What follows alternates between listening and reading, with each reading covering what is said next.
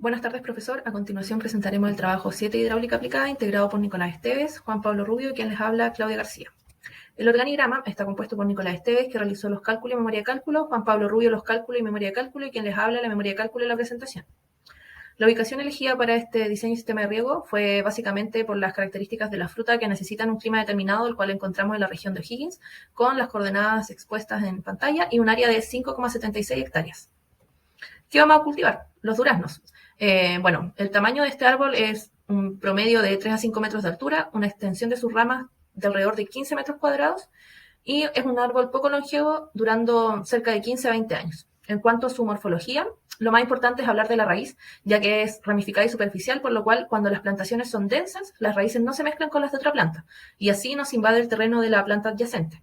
En cuanto a su adaptabilidad, es un cultivo que es medianamente sensible a las heladas y es muy sensible a los vientos fuertes, ya que impide la formación de un buen esqueleto y estructura uniforme en vigor y desarrollo. Bueno, primero calcularemos cuántos duranos tendrá nuestra plantación. Para esto se debe considerar el área de plantación, que para nuestro caso fue de 5,76 hectáreas, teniendo un largo de 427 metros y un ancho de 135 metros. Luego, con esta información y considerando una separación entre los ramales del durazno de 5 metros y 3 metros entre durazneros, obtenemos que a lo largo se podrán plantar 85 duraznos y a lo ancho 44. De esta manera obtenemos un total de plantación de 3.740 duraznos.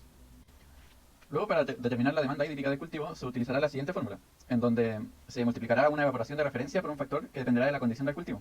Para nuestro caso, el valor de ETO fue obtenido directamente de la zona de plantación utilizando el sistema de información integral de riego. Con este obtuvimos un valor de 187,03 milímetros por mes, lo que es equivalente a 6,23 milímetros por día.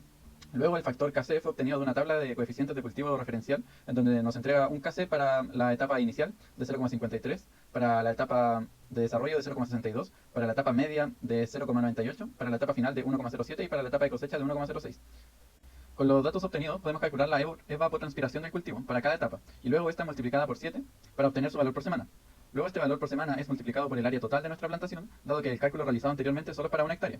Esto nos entrega un ETC total para la etapa inicial de 133,23 milímetros por semana, para la etapa de desarrollo de 155,85 milímetros por semana, para la etapa media de 246,34 milímetros por semana, para la etapa final de 268,96 milímetros por semana y para la etapa de cosecha de 266,45 milímetros por semana. Una vez que se sabe cuánto hay que regar, se determinará cuándo se debe realizar el riego de las plantaciones. Para esto primero calcularemos la humedad aprovechable del suelo con la siguiente fórmula, la cual utiliza los valores de capacidad de campo, punto de marchitez permanente, la profundidad del suelo y la pedregosidad.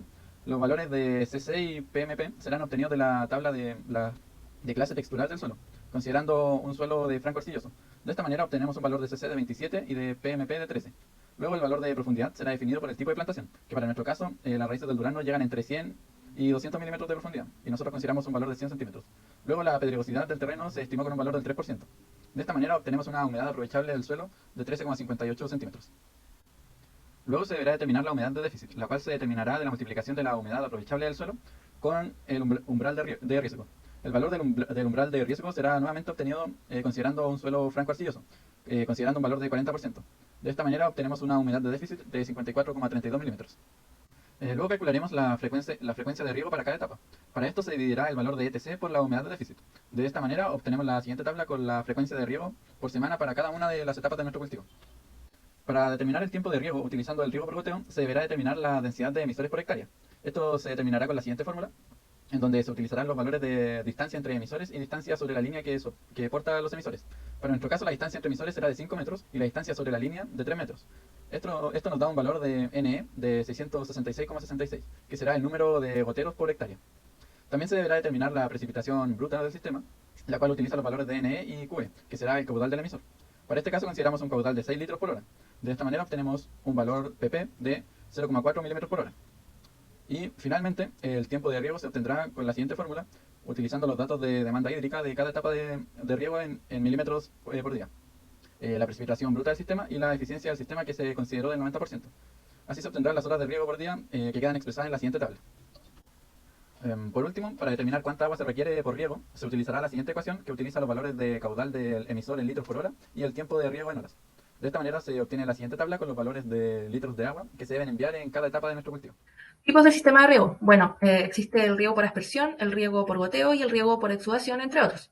En este caso nos vamos a enfocar en el riego elegido, que fue el riego por goteo. el cual es un método que consiste en la aplicación de agua en forma de gotas de manera continua en un lugar próximo a la planta, mojando solo parte del volumen del suelo, alrededor de un 30% de este.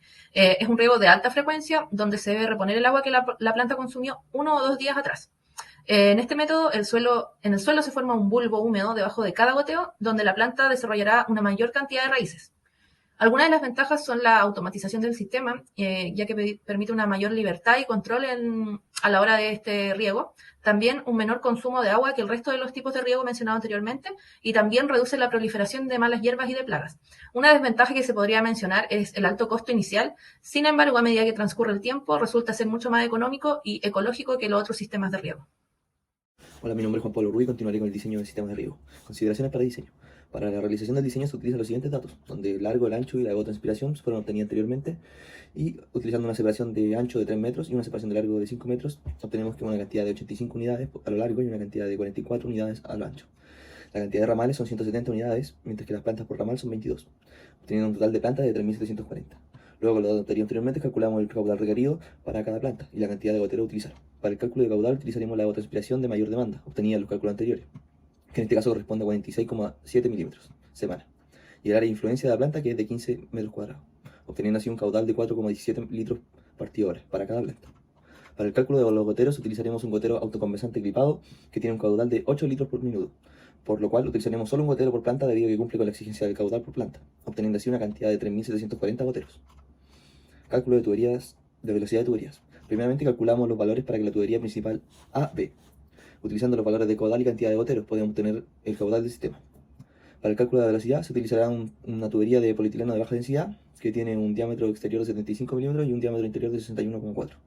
Con la multiplicación del área obtenida y el caudal del sistema obtenemos una velocidad de 1,48 metros por tiro por segundo para la tubería principal, obteniendo que cumple el rango de valores de velocidad que va desde 0,5 a 3 metros por tiro por segundo.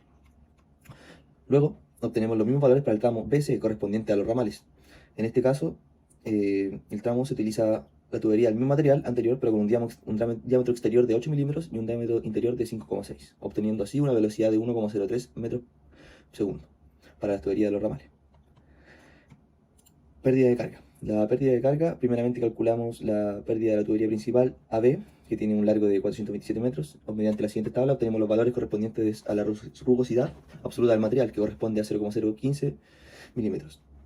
Como también obtenemos la viscosidad cinemática para una temperatura de 20 grados. Con estos valores obtenemos el número de Reynolds, obteniendo el valor mayor a 4000, por lo cual el régimen se considera turbulento. Finalmente, con la gravedad y el factor de fricción que se obtienen mediante la tabla adjunta, obtenemos una pérdida de 8,57 metros columna de agua. Luego, mediante el mismo proceso anterior, obtenemos el valor de la pérdida para la tubería de los ramales, alcanzando una pérdida de 9,8 metros columna de agua. Pérdida de carga local. El cálculo de las pérdidas locales se realiza con la velocidad obtenida para cada tramo y los coeficientes de pérdida K obtenidos de la tabla que se expone. Mediante la fórmula obtenemos la pérdida para cada elemento, para los diferentes tramos, obteniendo así una pérdida total de 18,98 metros columna de agua. Luego tenemos el resumen de las pérdidas, que luego de obtener las pérdidas de carga por fricción y las pérdidas de carga local, sumamos a ambas, obtenemos una pérdida total, a la cual le agregamos una exigencia de 50 metros columna de agua para el último gotero, obteniendo como resultado una presión inicial a generar de 87,36 metros columna de agua.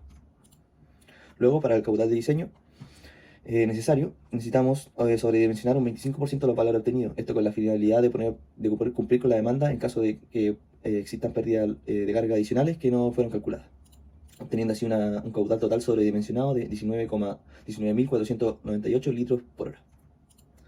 Finalmente, con los datos obtenidos en el diseño del sistema, se puede obtener los valores para realizar el diseño de la bomba que necesita el riego, correspondiente a una presión de 87,36 metros columna de agua y un caudal de 19.498,29 litros por hora.